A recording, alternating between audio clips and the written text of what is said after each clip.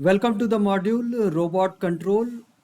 Now that you are already familiar with mechanical and electrical hardware of the robot, we have already learned kinematics, we have learned dynamics that are necessary prerequisite to make a robot capable to do some variable motion to do any task.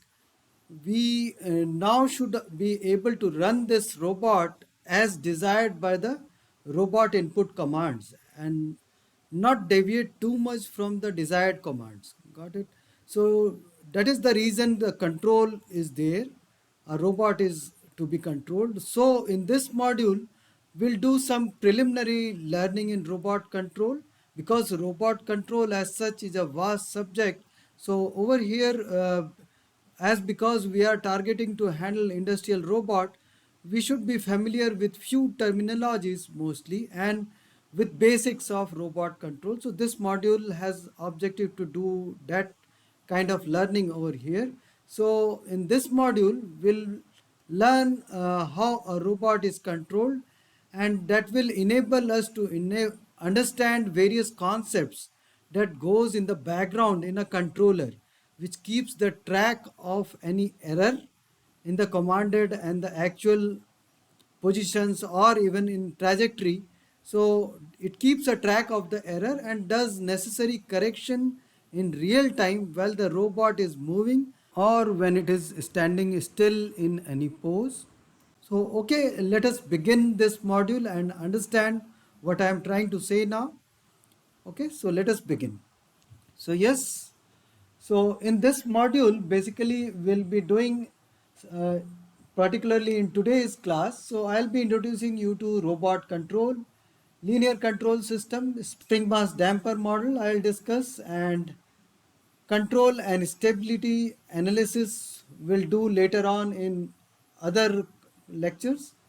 Okay, so and transfer function, state space representation of a robotic joint. A robotic joint, basically with a DC motor model, will try to apply it to any standard robot, even if it is a synchronous controlled robot. A DC motor model is very well applicable, as because you see even a synchronous motor works in a similar way. So if there are few fundamental equation which doesn't change much even in case of those motors, particularly tau is equal to km into ia. If you have seen it earlier in the actuator model, must have noticed torque is proportional to current. Motor constant was given by some constant which is known as km.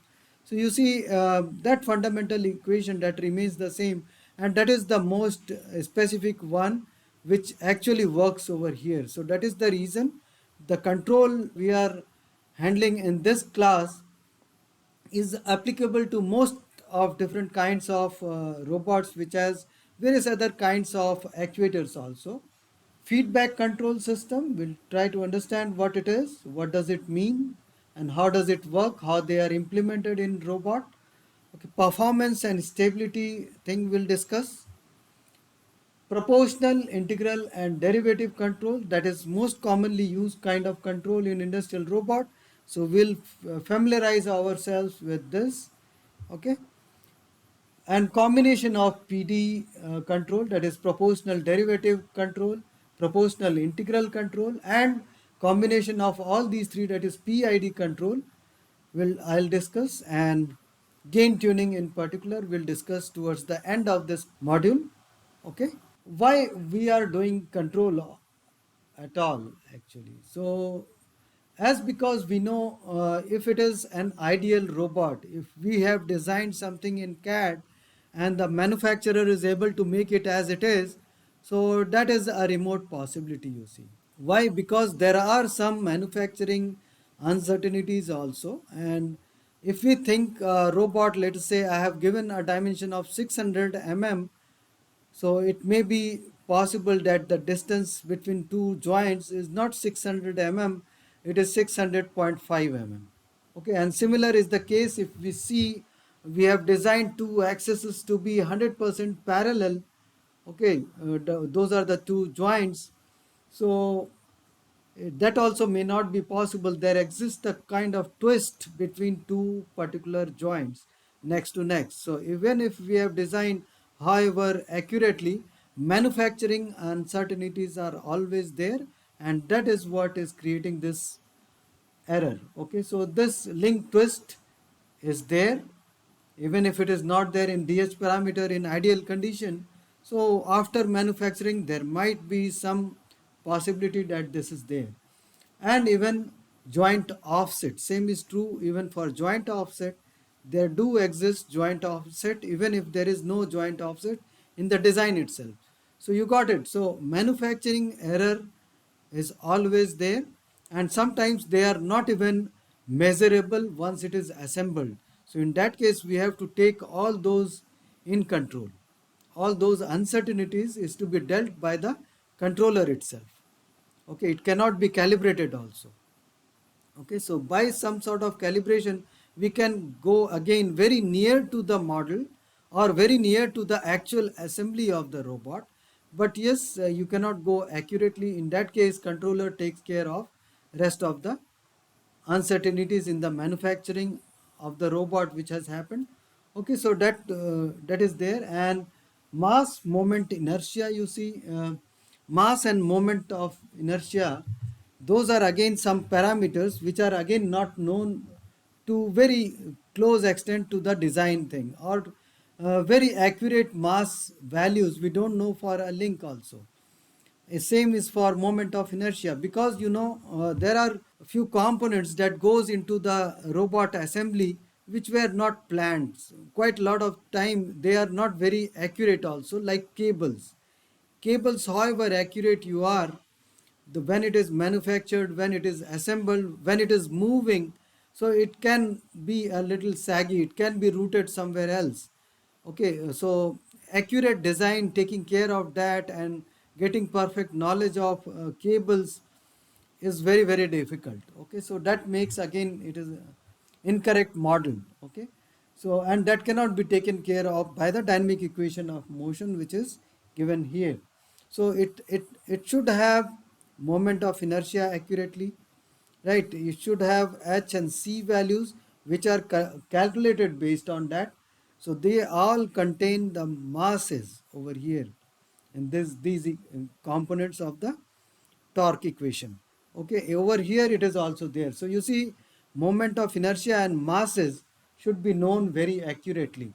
That again, because it is not possible, so it cannot be taken care alone by this equation. So this equation can no more run the robot accurately. So you need to have some sort of controller that takes care of any error which happens due to unmodeled parameters which are not taken care of over here. Okay, so yes, and then there are changes in payload. Yes, today this robot is handling, a robot is sold and used by the payload capacity that it can handle. Let us say if it is a 5 or 20 kg payload capacity robot, it is not always true that it carries 20 kg. Sometimes it is carrying, let's say, an empty carton which is not 20 kg and it is just 5 kg. So that gives you the complete range of the weight that it can handle. Okay, and even while picking and placing, sometimes it is picking just 5 kg, sometimes it is taking 20 kgs, and you are not adjusting the controller gains, you are not adjusting anything while the robot is running. Okay, so during runtime only controller has to take care of all these variations that can happen to the payload also. That causes, you very well know that these causes the mass properties, inertia property of the robot dynamic model. Okay, so whatever goes into this dynamic model, these masses do affect all the parameters which are here in this equation. Okay, and again, this equation never took care of any friction if it is there in the joint, any backlash if it is there in the gears, transmission gears, and any other non-linearities in the mathematical model which is given by this equation. Got it? So using this is not sufficient. You have to either identify those non-linearities if it is there, or you have to take care by the controller itself. How does the controller take care of all those uncertainties? So we'll discuss in this today's class a bit, and then in this module later on also. Okay, so these are some of the requirement why a robot controller is required. Okay, so now in this uh, module basically we'll be doing mostly linear control here, and systems are represented mostly by linear differential equation. To be more specific, we'll handle mostly second order linear differential equations. So as because most of the systems what we are handling now can be taken care of well by second order differential equations, and we should be happy with that. So I'll show you how to use just this, work with this limitation, and still you can do quite good amount of control of your industrial robot. Yes, so what is linear control? So what do you mean by a linear differential equation first of all?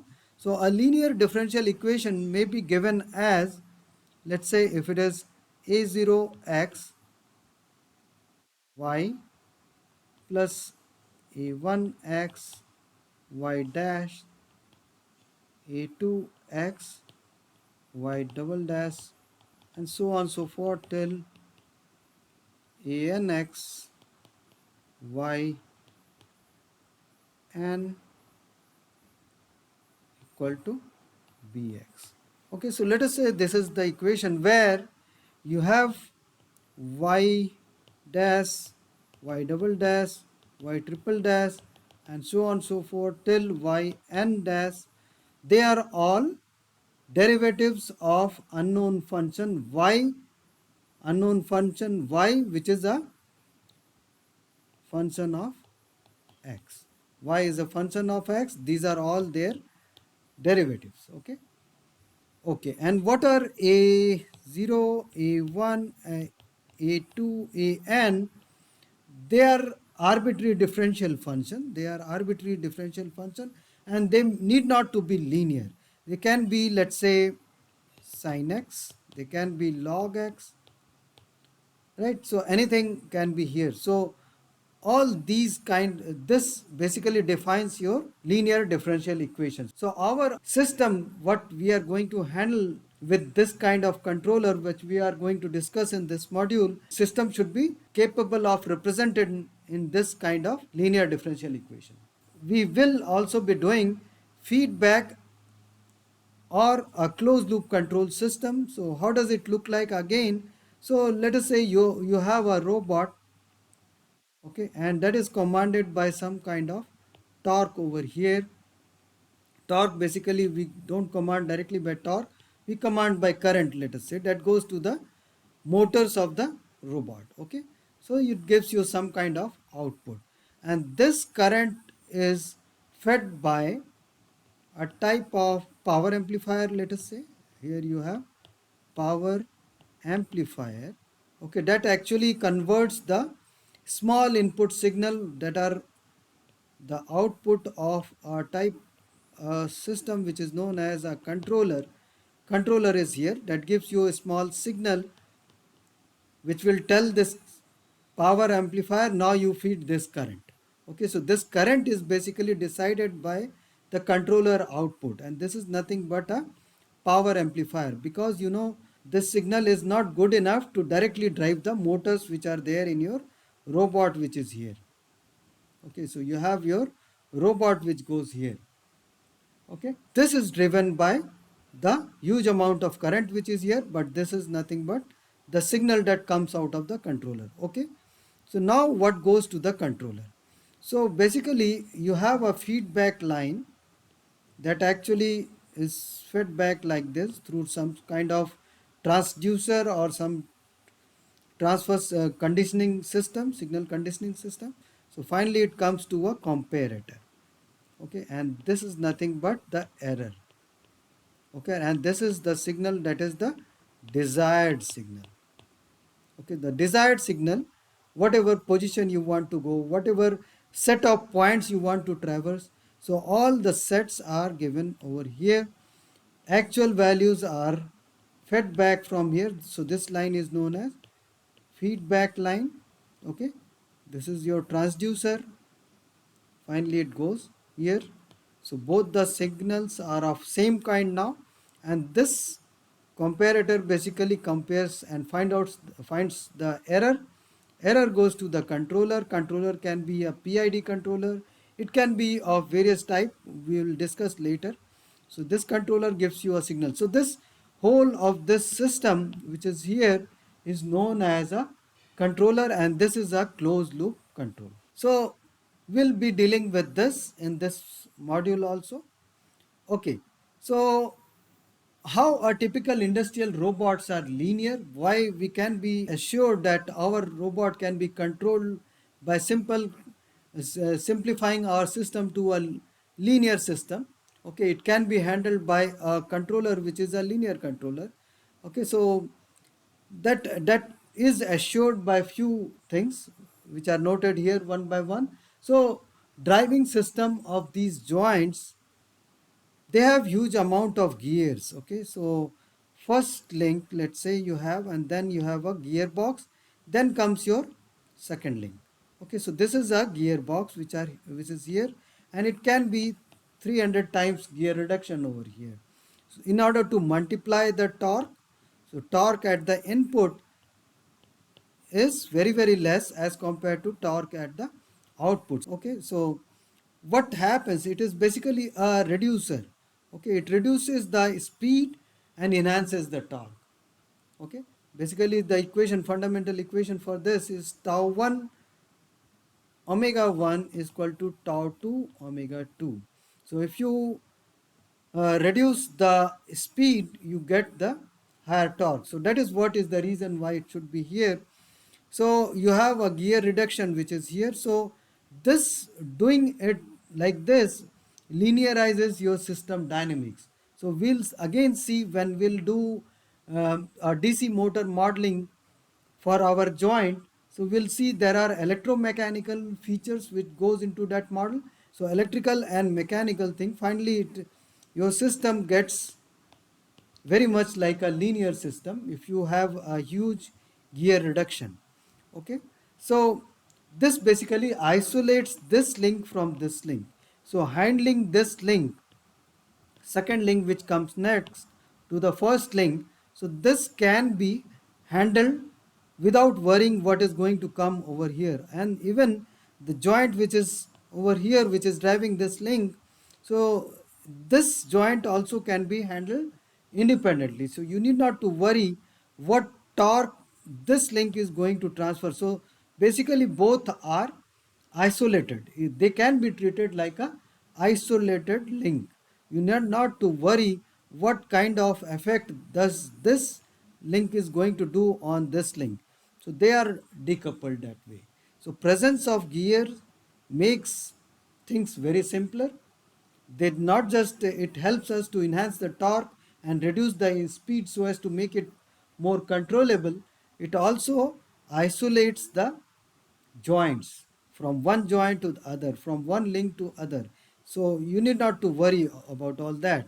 So mass and inertia terms are reduced by the square of gear ratio. This is what is proven later in one of the lecture in this module on only.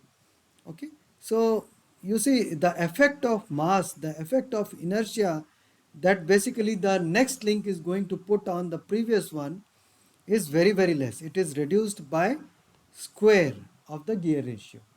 Okay, so you can imagine if it is 100 times you are squaring, so effective mass that the previous link sees, okay, so effect of mass that comes here, m2 comes to here, is reduced by 100 square if the gear ratio is 100, you see. So that is what we are going to prove later on also. Okay, so doing so, joint dynamics is decoupled. Okay, you can treat them independently and each joint can be controlled independently. Okay, so one of the link is not going to have effect of its motion onto the other. Okay, so that is what is isolation here, I mean. So single input, single output control is easily possible rather than multiple input, multiple output. Okay, so this is what is industrial robot is. Okay, so that is what is simplifying your system to a greater extent. Okay, and majority of industrial robots, they work like this. And um, again, we'll be using DC motor model to make you understand all these theories, but yes, they are quite nearly applicable even with any other kind of robot motors that you see, even for AC synchronous motor, which are mostly present in industrial robot. So that this theory is also applicable for that. Okay, so yes, so what are the control techniques that are there? So just now you saw how does a closed loop system look like. So yes, it can be controlled by simply switching on and off. Let us say you have a ceiling fan in your home. Okay, so yes, there are multiple ways to make it go at a particular speed. So one way of doing so, you just switch it on, keep it on for a moment. By the time it reaches some speed, you switch it off. Okay, it reaches to a value, switch it off.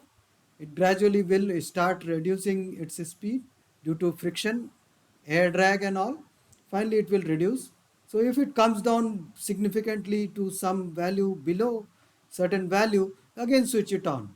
Okay, so you can keep switching on and off, and you can make that fan rotate within certain range. Okay, so that is one way of controlling it. That is known as a two-step control, and your system behaves like this. It picks up speed, reduces, again picks up, reduces. So every time you switch on, you go like this, switch off, you come down, switch on. So that way you can definitely control speed. In a similar manner, you can even control the position, and you can handle different other parameters also. Okay, so that is one controller. Others could be proportional, integral and derivative control. This is quite frequently used in industry for various, not just robots, for many other equipments also which are there in the industry. Okay, so we'll go very much in detail in this type of controller. Okay, and non-conventional controllers are also there. Some intelligent controllers are there, AI based control systems are there, adaptive controllers are there. Okay, so the different other types of controllers are also there, which are normally not there in the industry nowadays. With cobots, yes, you do see even those kind of controllers. Okay, so but we'll focus ourselves mostly to this one in this module. Okay, so yes, even with the control system over here, okay, even placing all the controls in place, you still have possibility that your robot can go unstable. What is stable, what is unstable? If you remember a ball problem in which you have a ball placed in a ball, so this is a ball, this is ball. Okay, so if you leave this ball anywhere on this ball, so it will automatically come to the lowermost position. Got it? So but if you have a situation which is something like this, so in this, if you move this ball even by small displacement, it will quickly go unstable and it will fall down. Got it? So this is unstable, this is stable. Got it? So two different kind of equilibrium, you must be knowing this. And there is one more kind which is known as a neutral one. So this is stable anywhere on this plane. If it is a plane, flat plane, you can leave this ball anywhere on this plane and it is okay. Okay, it is neither unstable nor stable. It is known as a neutral equilibrium. So this kind of situations do exist, so we'll try to work around so that we be in this. So that is what some issues are there with that. The reason why we are using controller is very much due to this also. Okay, so this is all about linear control and the kind of controllers we are going to do. Okay, so how does a typical industrial robot controller is? So just now I have drawn a detailed layout of one of the joint. So this is a set of joints. How does it work in a robot? So this is your robot manipulator. Okay, you have a robot manipulator that basically is driven by the torque, as I have told just now. You cannot command directly by the torque, so you do command by the current that goes into the actuator. I am talking about electrical actuators over here. So torque is not directly fed. So if I tell torque, that means it is current that goes to the actuator. So torque, yes, it is Km into I. So if it is a current, so current is proportional to the torque that is desired. So there is something which is known as a power amplifier that is there in between. So that is implicit everywhere if I say that. So output of the robot is velocity of the joint, position of the joint. So two sensors are there. These are feedback lines, feedbacks that goes to the control system which is here. So this basically is the brain of whole of your robot. So this takes input from the trajectory planner. If I want to do a welding, I want to move in air and do some painting operation, so those trajectories are fed from here. What is this? This is a set of position that is fed, velocity that is required at each moment when you go along, and this is the acceleration that you want at every instant of time. Okay, so all these three are fed to the control system, and controller basically tries to maintain to this desired trajectory. That is the input. That is the commanded input. Okay, so it compares with the actual one to the desired one, and it has its own brain. Based on that, it does everything. So you see, this is a typical robot control system.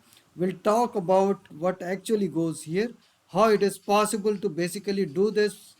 Okay, so a typical structure of industrial robot transmission system with its links, it looks like this. Okay, so you have a motor, you have gearbox, sometimes they are belts, and then you have another link, you have another motor that goes on top of this. Okay, this motor again has got a gear reduction here.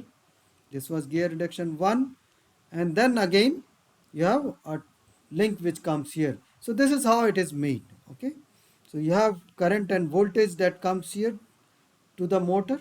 Okay, and this is the output joint variable. Okay, so this is how I assume all the robots are made. Yes, there are few differences at times. You may see belts over here. You can have direct transmission also. So there are possibility with some variations, but effectively, if I say it is gear, basically it is some reduction which is happening. It may be due to the size of two driving and driven pulley, and you have a belt that goes here. So even this is a reduction. This is a reduction. This is the driving pulley. This is the driven one. So if this rotates by 2 revolution, this will rotate, let us say, just by 1 revolution. Got it? So this is also a reduction. So if I say it is a gearbox, it can be due to various reasons. It can be combination of belt and gears also. Okay, so that is what is here. So now let us try to understand what a second order linear system look like. We are familiar with spring, mass and a damper system.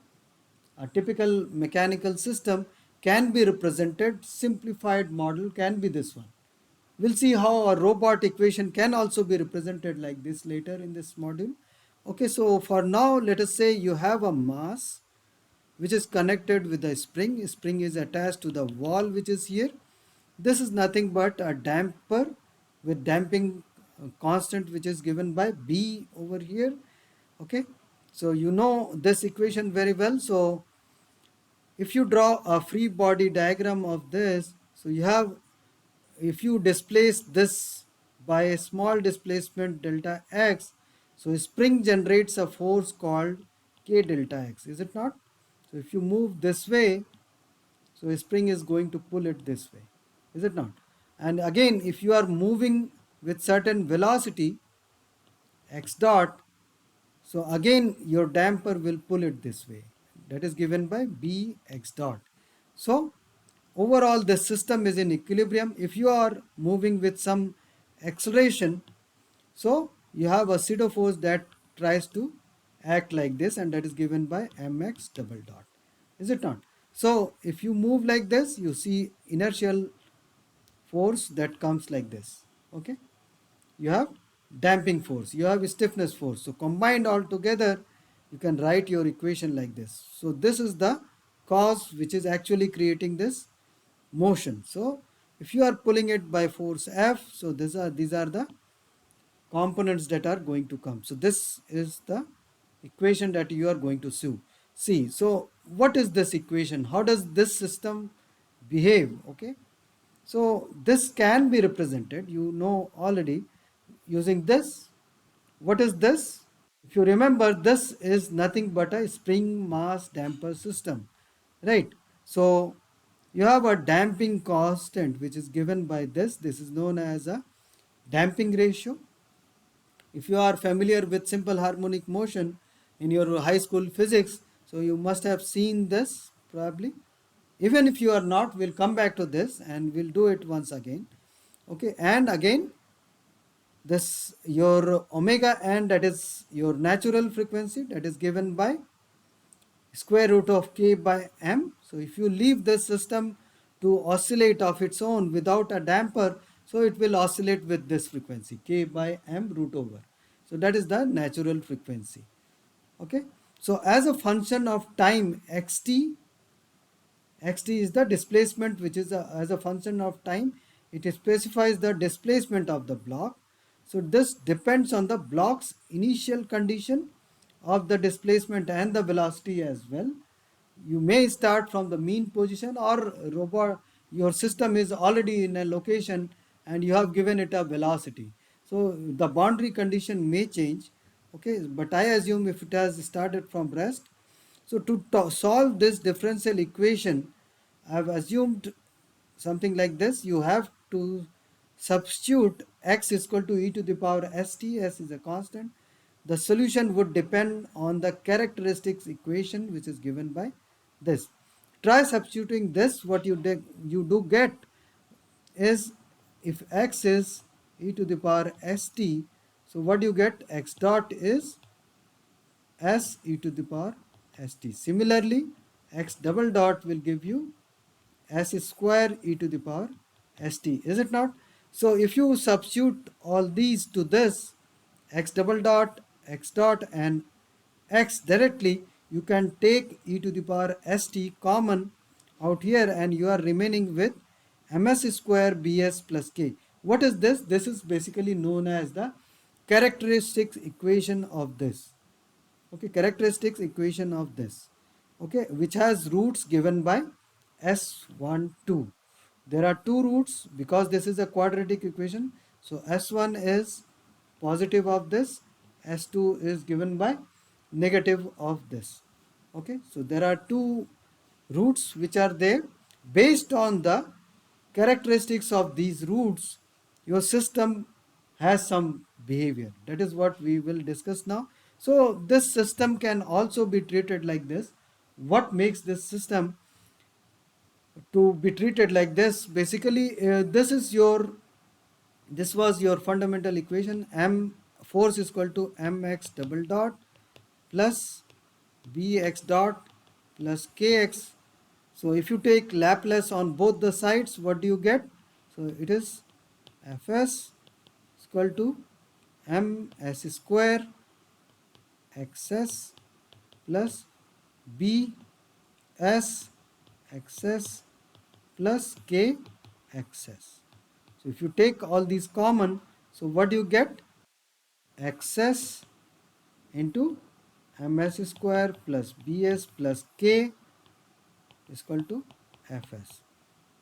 Okay, so you got it. So now this is your output and this is your cause, that is the input. So output by input is also known as open loop transfer function. So it is given by gs. So what do you see here? Output by input can be written as 1 by ms square bs plus k. What is it? This is nothing but the transfer function. So the part which is here can have multiple roots, and this is the reason why this is known as characteristics equation. If the denominator goes 0, so it will have certain value. So if the denominator that is given by the characteristics equation, so that governs the type of gain that you are going to get. Okay, so that is actually governing the system output and input relationship. Okay, so yes, so now I am again expressing it in the way omega n, that was natural frequency of the system, you know that. So omega n, this is the damping ratio of the moving block. So if I use these two substitution to this, I can write the same equation like this. Okay, and again the two poles which are there are this is nothing but roots of the equation this. So this is given by the discriminant, which is here, b square minus 4mk. So this equation can now be written like this. Okay, so it is damping is ratio square minus 1, that is within the square root. This can be less than 1, greater than 1. So whole of the behavior of the system will be governed by this. Okay, we'll discuss very much in detail this, so don't worry, we'll come back to this once again. So the characteristics equation is formed by the equating the denominator to 0. Okay, so if we equate it to 0, basically we want to find out the roots of this equation. Okay, so these roots are also known as the poles of this equation, and that is going to control whole of the system type, the behavior of the system. So what could be the behavior of the system? Roots are real and unequal. That is the case when b square minus 4km is greater than 0. In this case, the system is overdamped, sluggish, and non-oscillatory in nature. Okay, that means if you pull it, leave it, it gradually goes to the original position. Okay, it won't oscillate. Okay, so that is one behavior that you can see. Next one is roots are complex conjugates. That can happen only when b square minus 4 km is less than 0. Okay, in this case the system is underdamped and oscillatory in nature. Oscillatory, the system will oscillate, but it as because it has some damping, so that oscillation will die off little bit in every next oscillation that it makes, and finally you see you can have a behavior which is something like this. Okay, so it will oscillate something like this. So this becomes your displacement and this is your time. So over the period of time it will oscillate about the mean position, and it will this will gradually decrease. So we'll discuss very much in detail this one. So this is an underdamped, okay, and oscillatory in nature. Okay, the third one is critically damped. This is a condition when b square minus 4km is exactly equal to 0. Okay, so this is the fastest non-oscillatory response. Your system is not going to oscillate. It will gradually go to the mean position, but this is the fastest way it can go to the mean position, faster than this also. Okay, so these are the three behavior that you can see. Okay, so that's all for today, and in the next class we'll deal this problem further very much in detail. That will discuss response of the second order linear system in the next lecture. So that's all for today. Thanks a lot.